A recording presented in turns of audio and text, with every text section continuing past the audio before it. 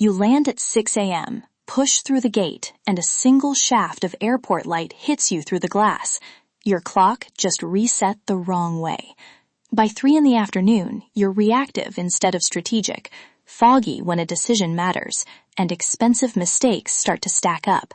That one uncontrolled exposure wrecks more productive hours than the flight itself. Welcome to Nomad Life Success, episode 342. I'm Aria Reyes. Today, we're going to run a practical, metric-driven light plan you can execute from a carry-on, so you can rephase your clock and be decision grade within 24 hours. Here's the promise in plain terms. Run this protocol and you should restore sleep timing, eliminate the big afternoon crash, and recover focused work blocks on day one.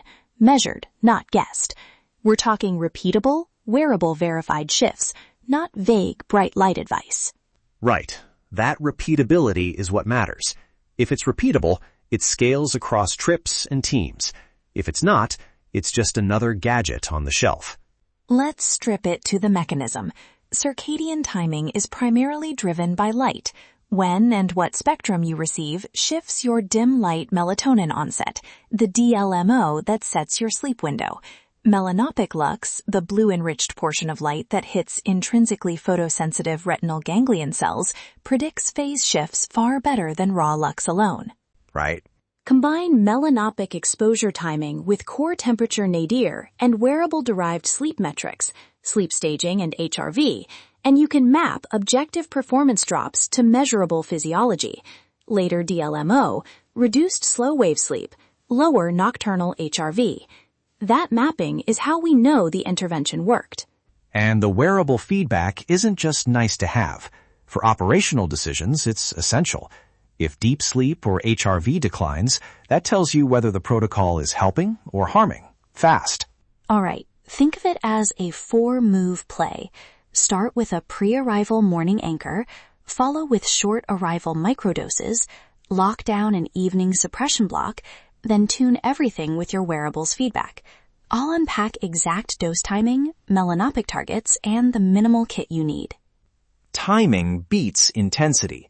A well-timed 10-minute blue-enriched pulse can outperform an hour of random bright light. Context is everything. On flight day, your morning anchor should be 20 to 30 minutes of blue-enriched exposure within roughly 2 hours of the local wake time you want to lock to. If you can't get outside, use a validated portable lamp that delivers a known spectral profile. Aim for roughly 250 to 500 melanopic lux at eye level during that window. Verify specs ahead of travel. Consumer lamps differ widely in spectrum.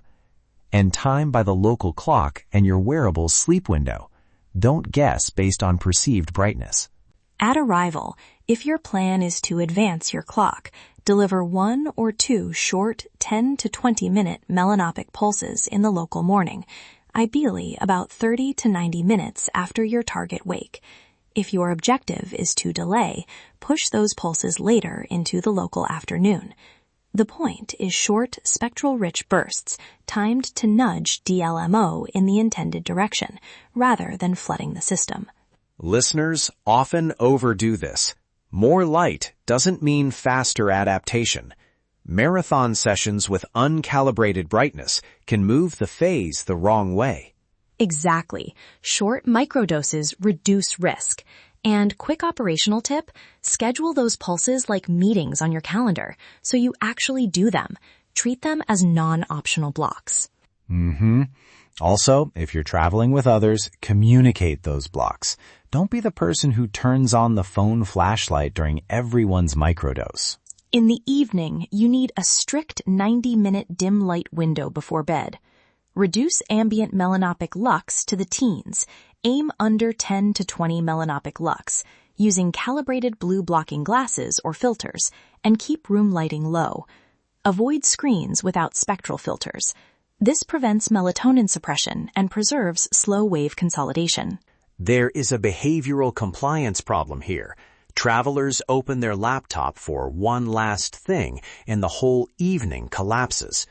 Operationally, make the evening automatic. Filters on, glasses within reach, lighting preset. That's the single operational mistake I see undo everything. Uncontrolled evening light. If your wearable shows reduced deep sleep or a drop in HRV after travel, check the evening first before you extend morning doses.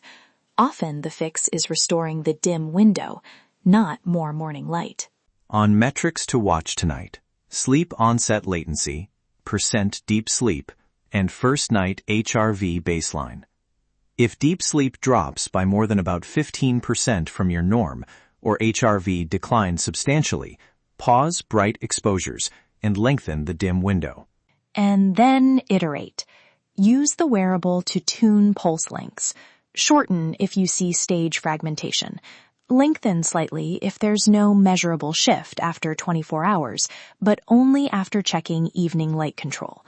Small changes, measured results. Quick safety note from my side. Don't make medical claims when reselling devices. And if someone has ocular disease or takes photosensitizing medication, they should consult a clinician. Devices are tools, not prescriptions. Agreed. Verify device specs, track objective metrics, and if you see worsening sleep, stop bright exposures and reestablish the dim window. If you have a diagnosed sleep disorder, consult a clinician before attempting timed bright light protocols. Hardware tie-in. Minimal kit. One validated pocket spectral lamp with known spectral power distribution or reported melanopic lux. Blue blocking glasses rated for greater than 90% melanopic reduction, and a wearable that reports sleep staging and HRV. It all fits in a 2 to 3 pound carry-on and gives you a closed-loop system. Operational reality check. Pack redundancy. A validated lamp plus a second low-cost option, or a spectral filter, reduces single-point failure risk. Structure first, freedom second.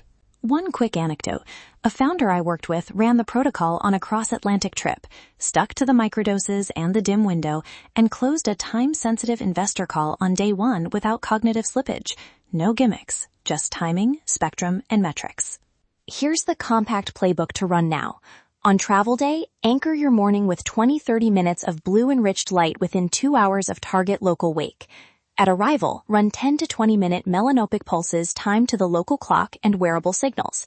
In the evening, enforce a 90-minute dim light block with blue blocking. Then tune using sleep onset, deep sleep percentage, and HRV. Adjust pulse length if deep sleep drops. And treat those pulses like calendar commitments. If they're optional, they'll be skipped. Discipline wins here. If you want a tested kit, I maintain a minimal selection at shop.nomadlifesuccess.com.